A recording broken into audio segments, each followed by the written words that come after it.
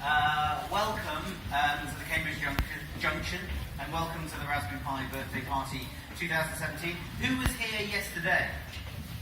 It was awesome, right? Really awesome. I can't believe we're going to do it all over again. My name is Philip Colligan, for those of you that don't know me. I'm the Chief Executive of the Foundation. Yesterday was awesome in so many ways, but for me the thing that really blew me away was seeing the community. We talk a lot at Raspberry Pi about us being a community-led organisation, an organisation that feels like a membership body, that people belong to, that they express that sense of membership in lots of different ways. And yesterday, it was just walking around, you could really feel it. I want to explain why I'm wearing a blue t-shirt. So there are two colours of t-shirts here today. Red t-shirts are staff from the foundation who are working here, and you'll see lots of those, you should chat to them. And blue are the volunteers, and out of solidarity this morning, I decided to wear a blue t-shirt because this just wouldn't have been possible without the amazing community of volunteers that we've got. And when you go around today and they're ushering you around and helping you out and helping you understand more about Raspberry Pi and how you can get involved with what we do, just remember that these are people who gave up their weekend to come and help you. And I want to call out one person in particular, which is a bit unkind of me, but Spencer, could you come out here for a second? So, right,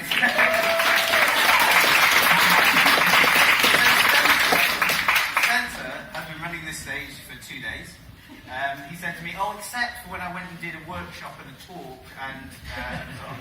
And then he was telling, Spencer's one of our certified educators, we carry out in the team support from the foundation, a physics teacher who's gone on to become just an amazing advocate for computing in schools in this area, and was telling me about all the things he does, including finding time to support individual kids with autism to help them get the best from Code Club. Spencer, you're awesome, so I want everyone to say thank you to you. I don't even know, like 30 or 40 Spencers, no, that would be weird, but people like Spencer in blue t-shirts who you should engage with. I also just want to call out two other people who are here, which is Helen and Olivia, who snuck in over there, who are the people who've organised all this birthday party, working with Mike and Tim, who are in the other room, I think, who we're going to say thank you to later when we cut the cake. I'm sure you all know how much effort goes into making this kind of thing enjoyable for everybody. So Helen and Olivia have done an awesome job. Thank you, guys. Alright, so that's it. So I'm going to tell you a little bit about the foundation and what we do. Does that sound alright? And I can't believe that so many of you come to hear about this first thing on Sunday morning. So Raspberry Pi Foundation, we're a charity that happens to own a successful computer company. I guess you've all heard of Raspberry Pi. We describe our mission as putting the power of digital making in the hands of people all over the world. It's a suitably ambitious and bold goal, which we pursue that in 3 ways. I'm going to explain to you what we've been doing over the past year in each of those big 3 areas of work. But first I want to tell you something about what we stand for as an organisation. And we thought a lot about this over the past couple of years. What do we stand for? What motivates us as a community, as a movement, and as an organisation? And firstly, we believe in being hands-on. So we think the best way to learn about computers is to make something with a computer. Make a thing, make all the things, as Ariane would say sometimes. And over today and yesterday, you should take the opportunity to go and see some of the makers who brought their amazing things here and have an opportunity yourself to make something. And we really care a lot about our programmes and the work we do being accessible to all. And that's another thing I've been really proud of over this weekend. You see people from all sorts of backgrounds, people from all over the world, kids, adults, boys, girls, all getting involved, and that matters to us. We think computing is an important foundational set of skills and knowledge. It's massively important, but it's not just about learning computer science. We think that the work we do is cross-curricular. It applies, physics teachers like Spencer, it applies across whatever career path young people might want to take. And probably the most important point, and we think about this a lot at the foundation, is we're community-led. So what we try to do is create lots of ways for people like you to help other people learn about digital skills. And that's what we mean when we mean we're supporting a movement. So let me give you a little update on what we're doing. So the first thing, and the thing we're probably most famous for, is the Raspberry Pi computer.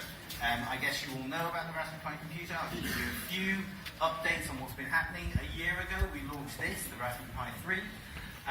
We have sold something like 4 million of these, which together with the other devices we've sold means we've sold about 12.5 million Raspberry Pi computers.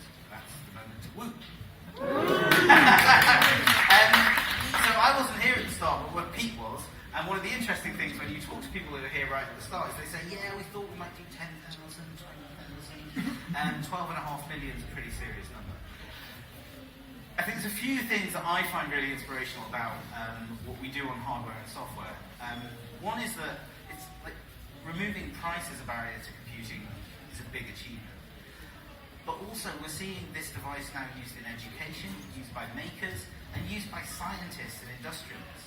So when you give a kid a Raspberry Pi computer, they're learning to program on a platform that is being used in the best labs and in the biggest companies in the world. And so, yeah, it's a toy. My son has one in his room and he plays on it. But it's also a tool. It's also a serious engineering tool that's being used around the world. And I think that's huge. We did this last week. Was it last week? The Raspberry Pi Zero W. So this is our latest product. There's something of a tradition at Raspberry Pi of launching products to celebrate our birthday. And it's a $10 computer version of the Raspberry Pi with wireless and Bluetooth added on, and there's a funky little case which if you haven't seen you should really take a look at. It's awesome. Evan was here yesterday and I think our latest estimate is we've sold 100,000 since Tuesday. And there are a lot of people in the vendor section, which is in Junction 1, who've got RSI from packing envelopes so furiously over the past few days. And Alex, who isn't here this morning, who works in our social media team, has a job that involves finding what is the same size as a Raspberry Pi Zero. So she spent most of the week comparing it to Lego figures and came up with this one. Anyway, I think Zero, huge step forward for us. We really have reached a new milestone when the cables cost more than the computer, right? I think it's exceptional. So, that's the product. We also do two other types of things. So we, as it says here, a lot of the work at the Foundation is on outreach and educational programs that makes computing more relevant and more accessible for more people, particularly young people. Let me give you some examples. So a lot of what the team do is go out and meet with educators, with young people, with parents, and try and explain to them how computing is for them and how easy it is for them to get involved and take part in it. That is the team at BET, which is the UK's biggest conference exhibition for technology and education.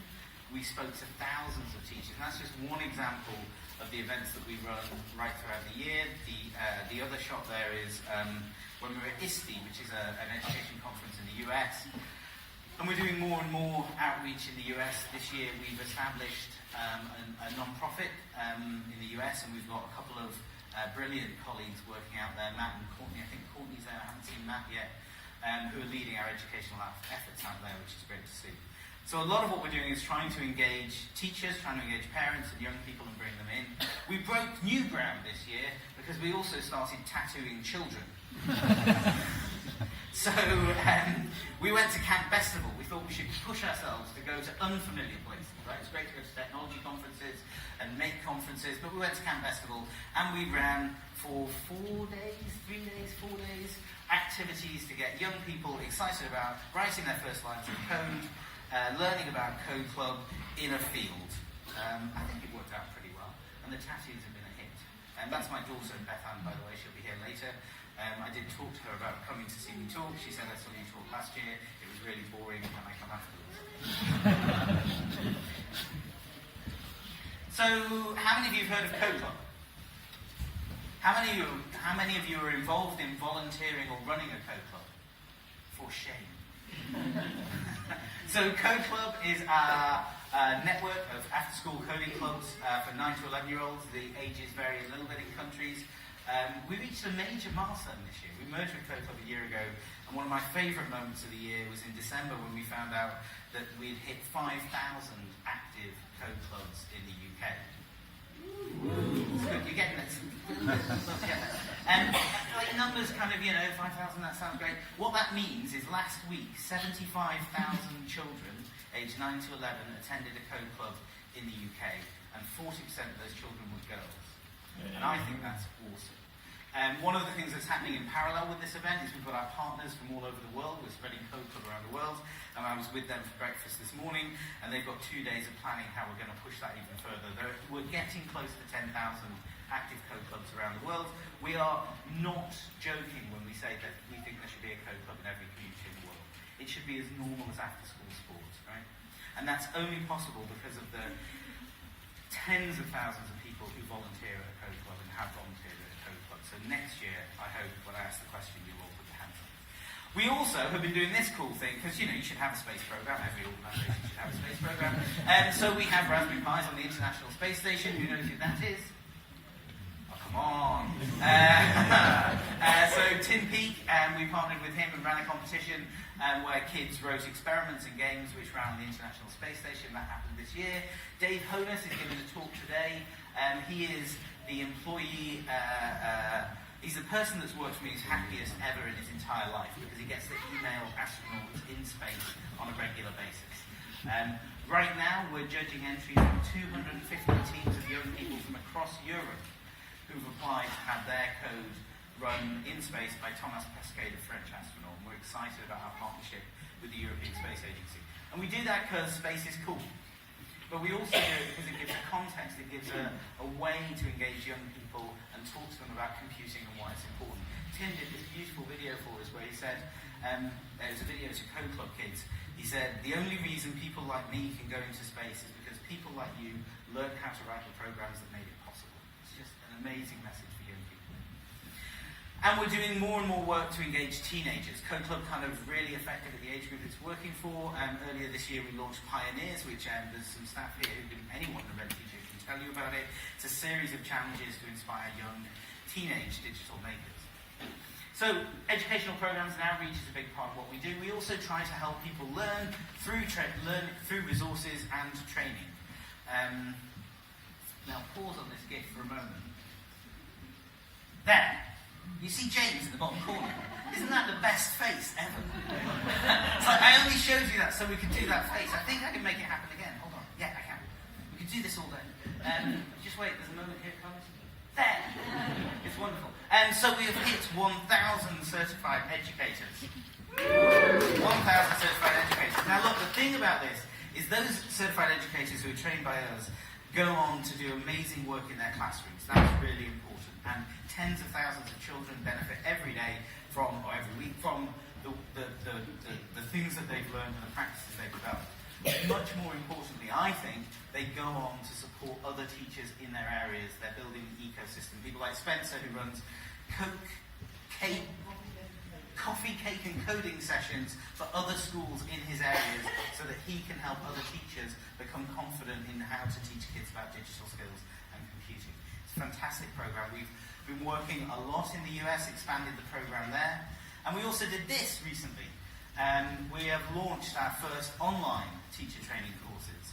So we're taking the content that the teams developed for Pi Academy and brought it to a much wider audience, thousands and thousands of teachers around the world. I was with the Code Club guys from Canada this morning, and they were saying, it's huge over there, teachers signing up, being able to access our content online when it suits them.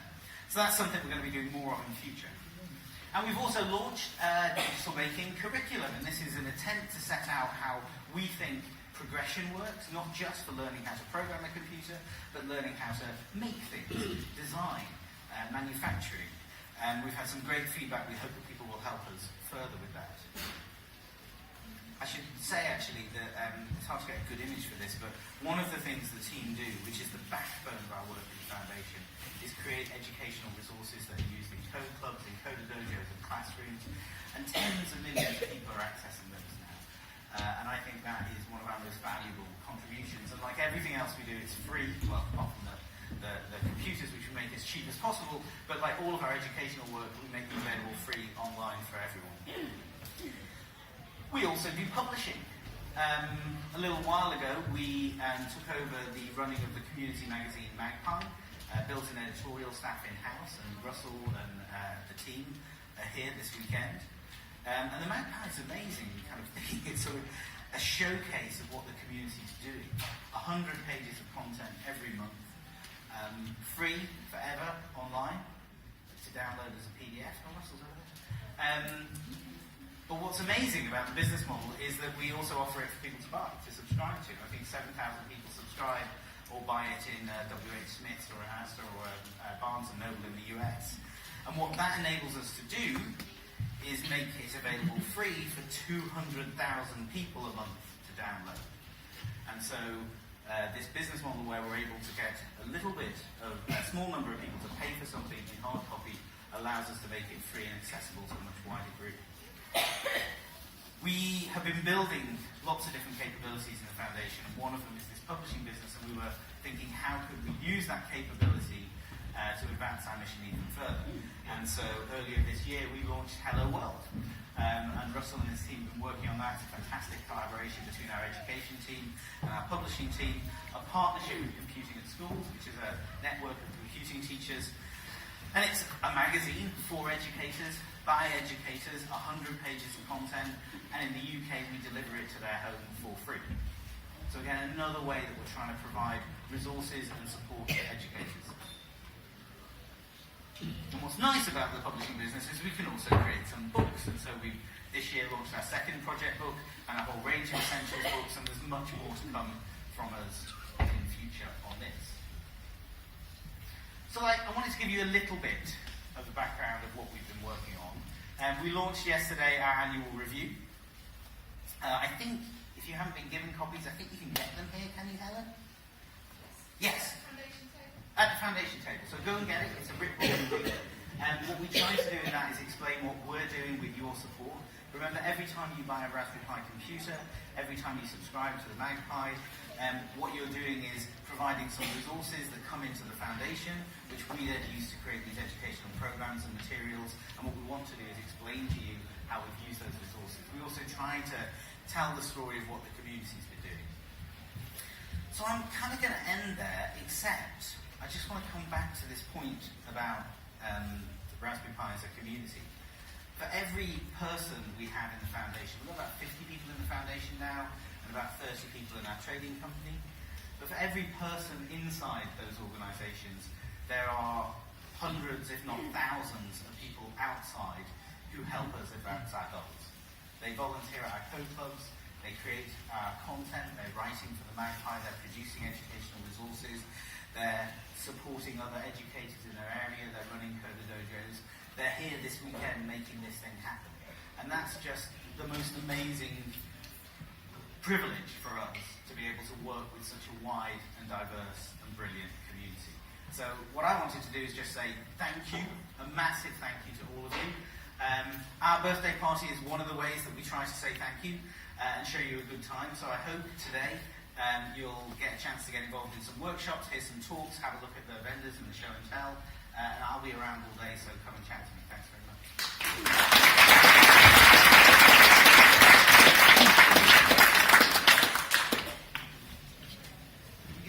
We can take a couple of questions, if anyone's got a question.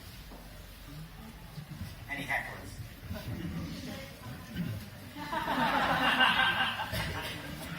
Well, since you brought it up, Carrie Ann asked who my favourite Pi Academy trainer was, and I think actually, Spencer is my favourite.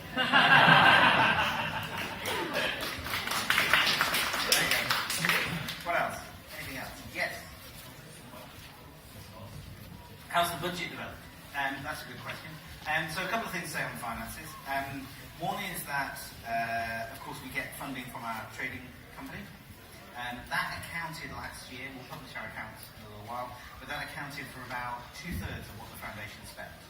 The foundation spent almost £3.4 million last year, and 2/3 of that came from our trading income, and a third came from donations, grants, and sponsorship. One of the things that's remarkable, because this mission we have is shared by so many people. The idea of teaching more people about computing and digital making is shared by tech companies, it's shared by charitable foundations, and so we are lucky to get support from lots of those. One of the things that I find most amazing, I've never worked in a charity where this has happened before, is we also get checks in the post. Like I've opened letters from people that said, hey, my kid attended one of your code clubs, it's changed their life, I know, so you make it free forever, here's like 20 quid towards the mission. And we have people like we had a great one. A person spoke at an event and donated their fee because they cared about what we were doing. And so we combine those resources, our commercial resources and our philanthropic resources. Yes? Some people here who talk about the great computing theory through the 80s, Yeah. 30 years ago. 30 years from now, Yeah. do you think the foundation will still be around, and what legacy do you think it will leave? That's a good question for something. Well, we do think about this, right? Because any foundation, any charitable organisation has to make sure that it's relevant, its mission is relevant to the challenges of the time that it finds itself in. And there's no doubt that right now there is an urgent, pressing need for us to equip more people with the skills to take advantage of a world that's mediated with digital technology. And that's, they need that for work, they need that for problem solving and entrepreneurship, and they need that just to be a citizen. In 30 years' time, that may not be the challenge. What I'd argue is that in any era, there's technological advances which leave some people behind. And I think really, if you peel back, what's our real mission? It's democratizing access to the benefits of technology. And right now, that happens to be digital technologies and computing. And in the future, it will be some other thing that I'm nowhere near smart enough to think of. There will be technological advances that have left other people behind. And I think we should be here still, because governments aren't quick enough to get onto this. We should be here addressing those problems in 30 years, in 50